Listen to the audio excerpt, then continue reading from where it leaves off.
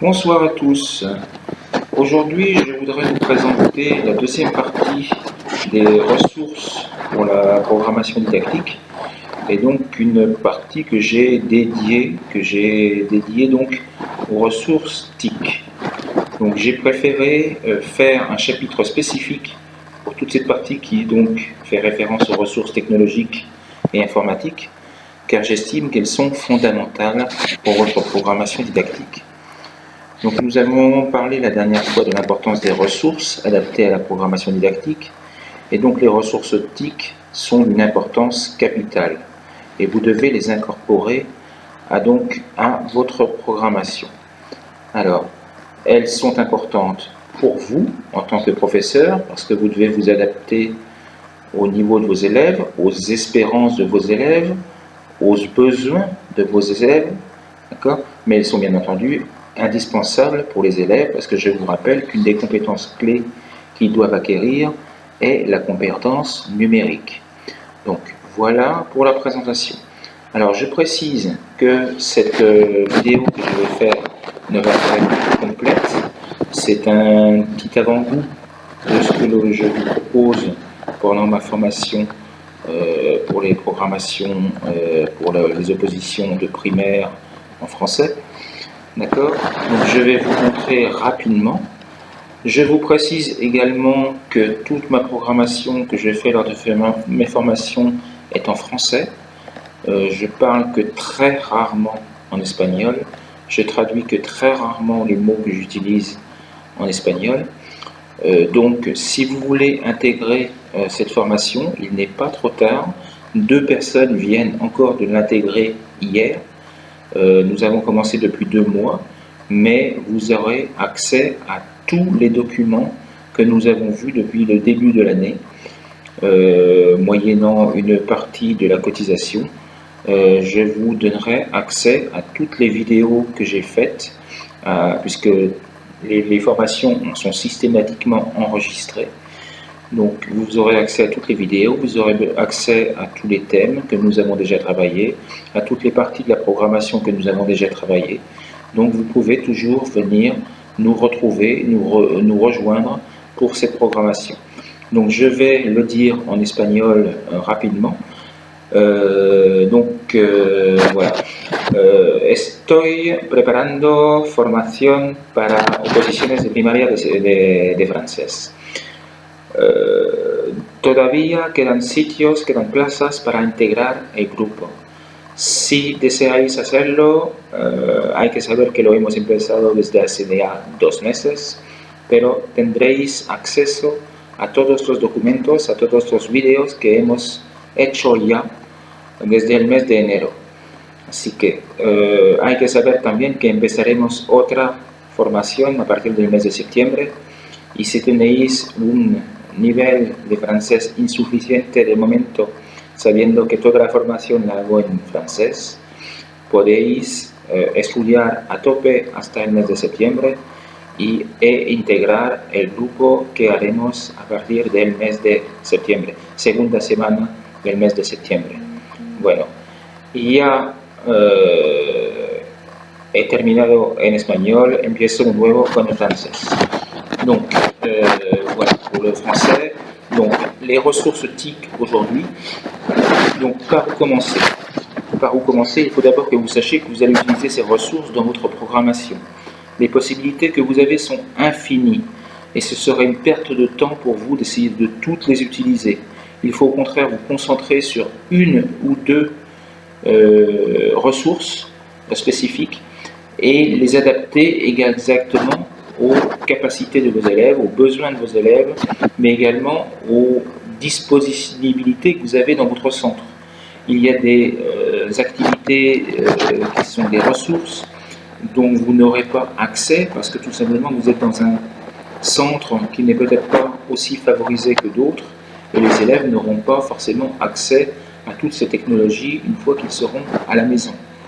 Donc voilà comment voir. Il faudra que vous soyez également convaincant lors de votre présentation devant le jury.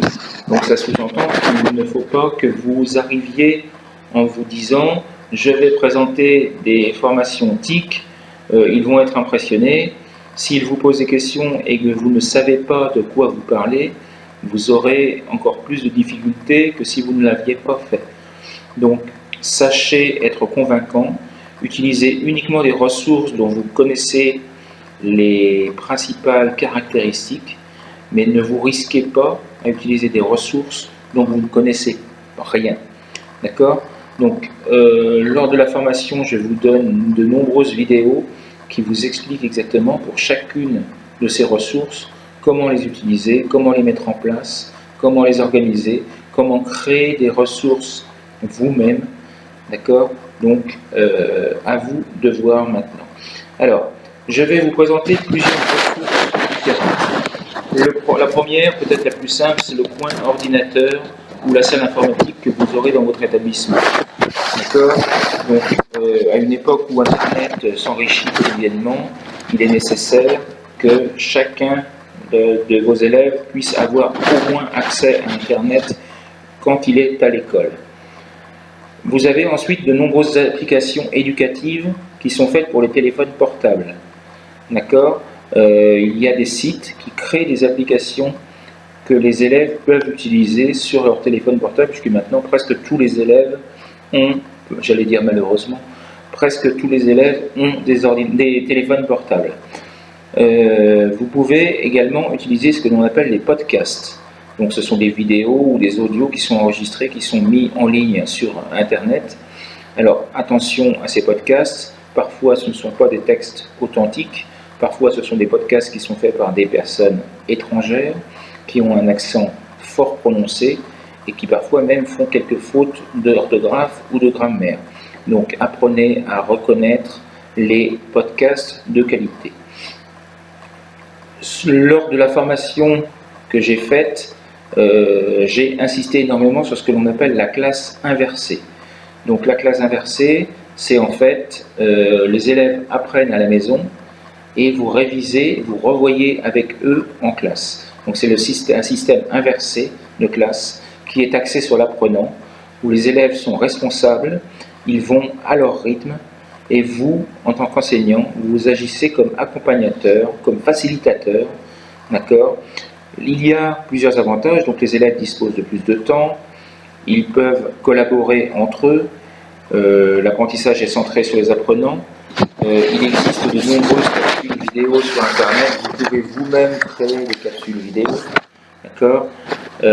Et surtout, donc les élèves, c'est très flexible puisque les élèves travaillent à leur rythme, et ce qui assure donc la responsabilité. Ils assurent eux-mêmes la responsabilité de leur apprentissage. Et ça peut être un des inconvénients, c'est que rien ne garantit que les élèves vont réellement travailler une fois arrivés à la maison.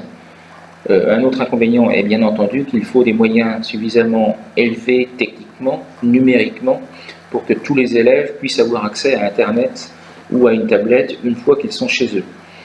Un autre problème, c'est que les parents ne seront peut-être pas, ne comprendront peut-être pas et n'apprécieront peut-être pas que vous utilisiez cette nouvelle technologie pour lesquelles qu'ils ne comprennent pas eux-mêmes. D'accord ? En plus de la classe inversée, il existe d'autres applications comme ce qu'on appelle les codes QR. Ce sont les codes que vous pouvez trouver sur de nombreux documents maintenant et qui permettent des codes en 3 dimensions qui permettent notamment de communiquer avec la famille et d'afficher des liens sur des images déjà existantes. D'accord ? Tout comme la réalité augmentée. Alors la réalité augmentée, lors de la formation, je vais expliquer comment vous pouvez vous-même créer, grâce à une application qui s'appelle Aurasma, créer vous-même des dessins et des ressources vidéo auxquelles auront accès vos élèves. Enfin, il existe des blocs de classe. Beaucoup d'enseignants font des blocs de classe. Attention, là encore, ne cherchez pas à faire par tous les moyens possibles un bloc de classe si vous-même n'avez pas un niveau suffisant et si vous n'êtes pas certain de la qualité parfaite de votre bloc de classe. Mais cela peut permettre par contre à vos élèves de montrer le travail qu'ils font et de le retransmettre à leurs parents notamment. Enfin, un dernier élément peuvent être les tableaux numériques, ce qu'on appelle en français les TNI ou les TBI, D'accord? Ce sont des instruments très intéressants qui vont travailler de manière très efficace. Enfin, une dernière chose, c'est ce qu'on appelle la gamification ou la ludification. Donc les élèves utilisent le jeu pour apprendre. Alors bien entendu, il ne faut pas que ce soit un but en soi de jouer, il faut que le jeu apporte quelque chose à votre programmation et à votre méthodologie. Rappelons que toutes ces techniques, toutes ces ressources TIC que vous utilisez ne devront pas être un but, mais un moyen pour améliorer et pour obtenir les compétences clés de vos élèves. Et il faudra que toute cette méthodologie soit en accord avec toutes ces techniques soient en accord avec votre méthodologie. D'accord? Voilà, donc vous ne devez pas pour le moment chercher à trop développer ces techniques. Vous devez vous concentrer sur 1, 2, voire 3 maximum ressources TIC et les reproduire régulièrement au cours des activités que vous allez proposer, que ce soit dans votre programmation, mais également dans vos unités didactiques. Ne cherchez pas à multiplier les activités, reprenez dans vos unités didactiques des activités dont vous avez parlé dans votre programmation. Ça vous évitera de multiplier votre travail. Voilà, j'ai fini pour ce soir. Je vous rappelle que si vous voulez intégrer le groupe, vous pouvez nous rejoindre. Toutes les coordonnées seront mises en début et en fin de vidéo, mais également en pièce jointe sous la vidéo. Merci beaucoup de m'avoir écouté. Bonne soirée. Au revoir.